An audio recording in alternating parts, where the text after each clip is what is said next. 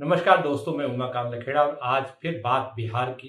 बिहार में जिलों जिलों में जिस तरह के जो सर्वे का काम चल रहा है और वोटर लिस्ट जो बनाई जा रही है, मतदाता फॉर्म जो जो दिए जा रहे हैं बीएलओ के जरिए, उसमें बहुत बड़ी विसंगतियां हो रही हैं, मिसमैनेजमेंट सामने आ रहा है। बहुत सारे फॉर्म्स में जो ज़्यादातर फॉर्म्स में है उसमें सिग्नेचर्स नहीं है, फोटोज नहीं है। तो ऐसी दशा में ये सब ऐसा लग रहा है कि ये पूरा स्क्रिप्टेड है कि ये हो क्या रहा है, और पूरा अफरा तफरी का माहौल है पूरे बिहार में, जिलों में अफरा तफरी का माहौल है।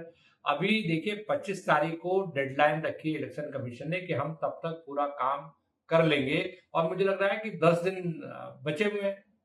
और 10 दिन में इलेक्शन कमीशन कैसे सारी चीजों को पूरा करेगा, उसको अपलोड करेगा, उसको ठीक करेगा और फिर देखेगा, वेरीफाई करेगा कि वो जो सूचनाएं अपलोड की गई हैं, फॉर्म अपलोड किए गए हैं, वो सही है या नहीं। एक बहुत बड़ी मुझे लग रहा है कि एक बहुत बड़ा तमाशा बिहार में होने वाला है। और इसको लेकर के देखिए, अभी जो भी चीजें बिहार में हो रही हैं उसमें सुप्रीम कोर्ट की निगरानी में हो रहा है।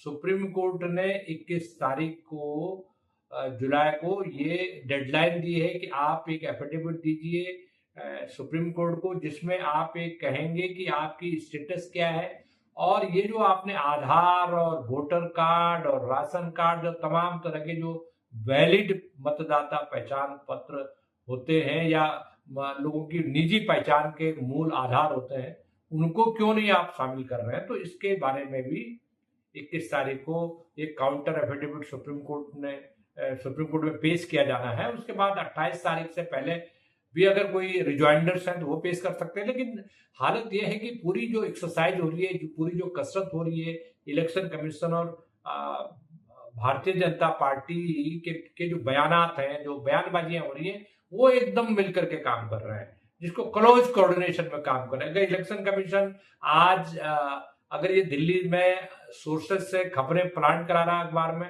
तो इलेक्शन कमीशन भी कटघरे में खड़ा हो गया है। इलेक्शन कमीशन इस पूरे मामले को एक किस्म से कम्युनल टर्न देने की कोशिश कर रहा है कि बड़े पैमाने पर बांग्लादेशी है, बड़े पैमाने पर म्यांमार के वोटर्स हैं, जिसको रोहिंग्या भी कहते हैं, जिसको भारतीय जनता पार्टी बांग्लादेशी और रोहिंग्या को बड़ा इश्यूज बनाती है। नेपाल का भी नाम इलेक्शन कमीशन के सोर्सेस से आ रहा है कि नेपाल के भी वोटर्स हैं।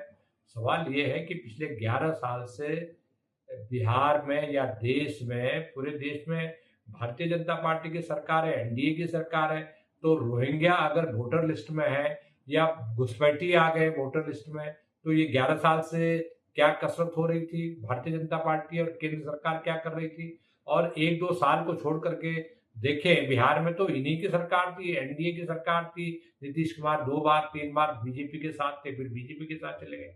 तो सवाल तो यह है कि सीमाएं को आप कंट्रोल कर रहे हैं, बांग्लादेश सीमा को आप कंट्रोल कर रहे हैं, नेपाल सीमा को आप कंट्रोल कर रहे हैं, म्यांमार सीमा को आप कंट्रोल कर रहे हैं, और फिर कह रहे हैं कि हमारे यहाँ ये जो है लोग आ गए हैं। और मुझे मुझे साफ सा लगता है कि इस पूरे मामले को एक कम्युनल टर्न देने की कोशिश की जा रही है। वो क्यों की जा रही है कि बिहार का जो सीमांचल है उसमें 24 सीटें ऐसी हैं जहां बहुत अच्छी तादाद में मुस्लिम वोट बैंक है, जिसमें सबसे बड़ा वोट बैंक है किशनगंज।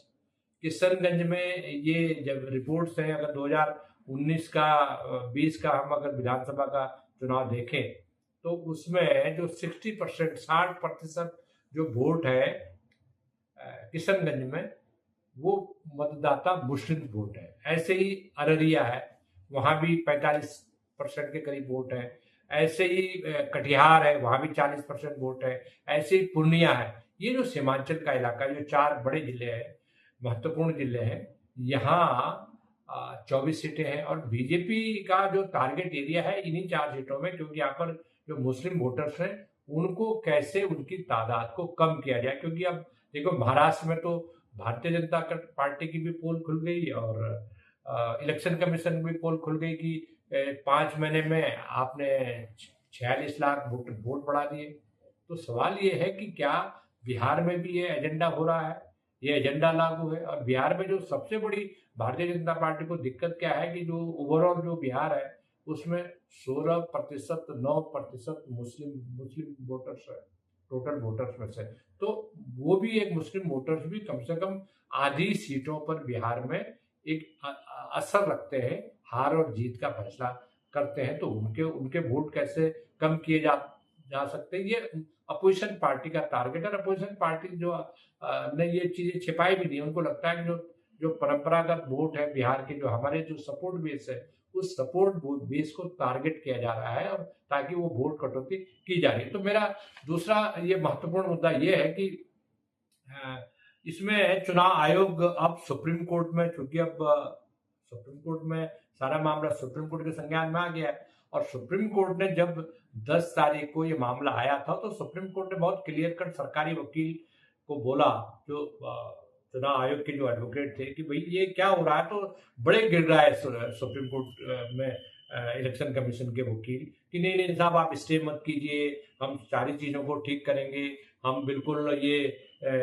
कोई गलती करेंगे तो आप हमें गलती के बारे में हमें बताएं कि आप यहाँ गलत कर रहे हैं, लेकिन आप इसको रोके। तो इलेक्शन कमीशन ने कहा ठीक है, सुप्रीम कोर्ट ने इलेक्शन कमीशन को कहा ठीक है, हम कोई स्टे ऑर्डर नहीं दे रहे हैं, और हमें मानते हैं कि इलेक्शन कमीशन जो कर रहा है वो उसका अधिकार है, उसका राइट है, अपने जो संवैधानिक अधिकार है उसके तहत करें। लेकिन इसमें इलेक्शन कमीशन ने 2 बातें बहुत क्लियर कट बोली कि एक तो आप आधार कार्ड, वोटर कार्ड और राशन कार्ड को क्यों नहीं मान रहे हैं, इसका आप आधार बनाइए, इसका बताइए, इसका कारण बताइए। आप वो इलेक्शन कमीशन को बताना है 21 तारीख तक। और दूसरा, टाइमिंग को लेकर के जो सवाल उठाया, जो जमीनी स्तर पर जो सर्विस हो रहे हैं उसमें साफ साफ ये जाहिर होता है कि ये 25 तारीख की जो डेडलाइन है उसमें ये पूरा होने वाला नहीं है। अगर पूरा हो भी जाएगा तो इसमें इतनी इतनी जिसको कहते हैं डेफिशिएंसी है, कमजोरियां सामने आएंगी, इसमें गफलतें सामने आएंगी, जिसमें एक अराजकता का माहौल बिहार में होगा। मुझे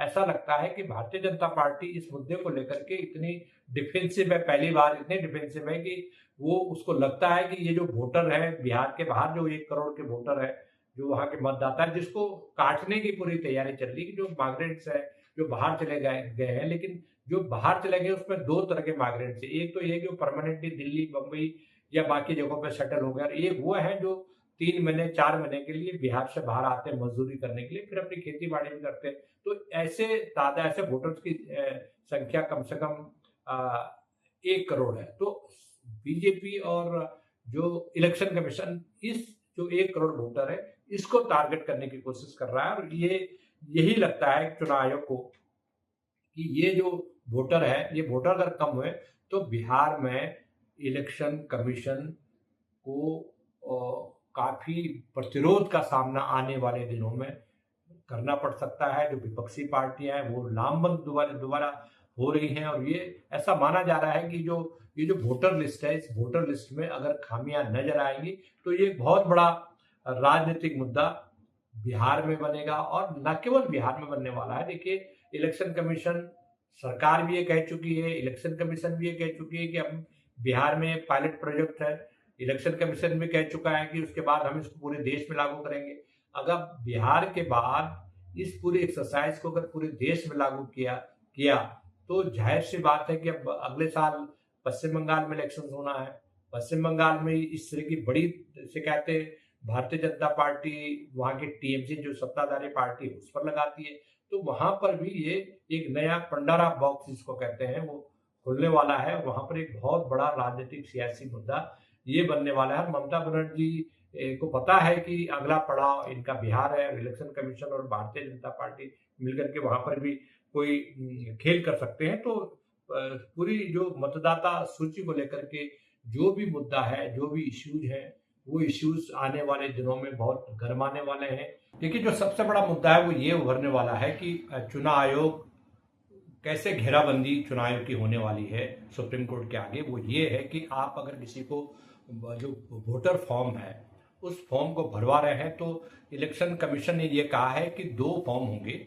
एक फॉर्म उस परिवार का होगा जिसके मतदाता सूचियों में नाम अंकित किया जा रहा है, उसकी एक रसीद जिसको पावती बोलते हैं, रिसिप्ट बोलते हैं, वो उस परिवार को दी जाएगी ताकि उनके पास कोई सबूत रहे कि उन्होंने ये लिस्ट दी है, ताकि फ्यूचर में अगर कोई जरूरत पड़े या कोई चैलेंज करे तो वो मतदाता ये कह सकता है कि देखिए हमारे नाम में हमने जो लिस्ट दी थी उसमें ये नाम रखे हुए हैं और ये नाम डिलीट हो गए या एक्स्ट्रा ऐड हो गए, जो भी चीज़ है, ये एक बहुत बड़ा मुद्दा बनने वाला है।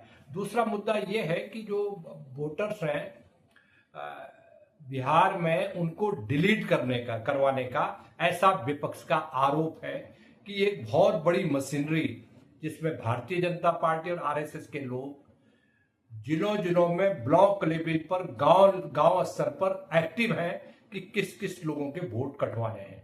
तो इधर से तो फॉर्म भरे जा रहे हैं, उधर से एक और एक्सरसाइज हो रही है कि लोगों के नाम कैसे कटवाए जाए। अगर ये एक्सरसाइज हुई तो ऐसी स्थिति में ये खबरें हरियाणा में भी आई थी, ये आरोप महाराष्ट्र चुनाव में भी आए थे, ये झारखंड में भी आरोप लगे थे कि बड़ी तादाद में एक ही पते पर बहुत सारे वोटर रजिस्टर्ड है। और दूसरी बात है कि बड़ी तादाद में लोगों को, खास तौर पर मुस्लिम वोट्स के नाम गायब कर दिए गए हैं। तो ये आरोप सीधा सीधा इलेक्शन कमीशन पर लग सकता है कि वहां पर जो उनके लोगों के वोटर्स के जो वैलिड वोटर्स हैं उनके नाम डिलीट कैसे हुए। उत्तर प्रदेश में भी ऐसी शिकायतें आई है कि लोगों के नाम बड़ी तादाद में डिलीट हुए।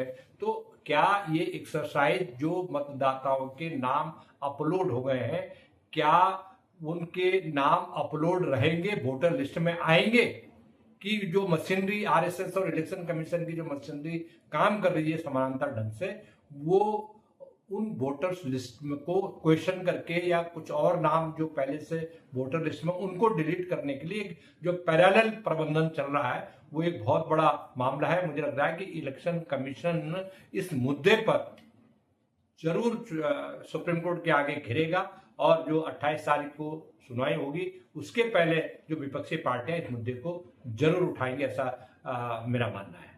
हम और सूचनाओं के साथ और नई खबरों के साथ फिर आपके सामने आएंगे। तब तक के लिए हमें इजाजत दीजिए। नमस्कार।